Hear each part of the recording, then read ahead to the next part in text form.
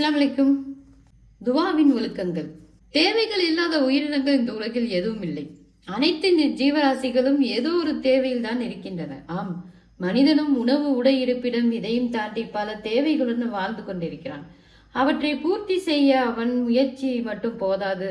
முயற்சியோடு ஏக இறைவனாகிய அல்லாஹ்விடம் இருகரம் ஏந்தி கேட்க வேண்டும். துவா எனப்படும் இந்த பிரார்த்தனை அல்லாஹ்விற்கு மிகவும் விருப்பமான செயலாகும்.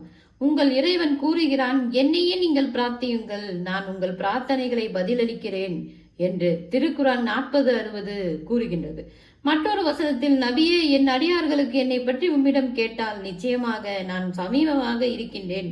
பிரார்த்தனை செய்பவரின் பிரார்த்தனைக்கு அவர் பிரார்த்தித்தால் விடையளிக்கிறேன். அவர்கள் என்னிடமே பிரார்த்தித்து கேட்கட்டும், என்னை நம்பட்டும், அப்பொழுதுதான் அவர்கள் நேர்வழி அடைவார்கள் என்று கூறுகிறாக.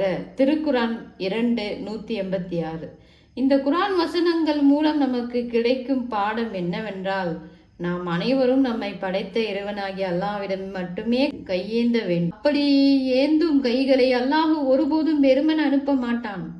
இதை நபி ஸல்லல்லாஹு அலைஹி வஸல்லம் அவர்கள் கூறும்போது, உங்களது இறைவன் மிக வெட்கமுள்ளவன், சங்கை மிக்கவன். தனது அடியான் இரு கரங்களையும் தன் பக்கம் உயர்த்தி பிரார்த்தனை செய்யும் போது அவனது கைகளை காலியாக திரும்புவதைக் கண்டு அவன் வெட்கம் அடைகிறான்.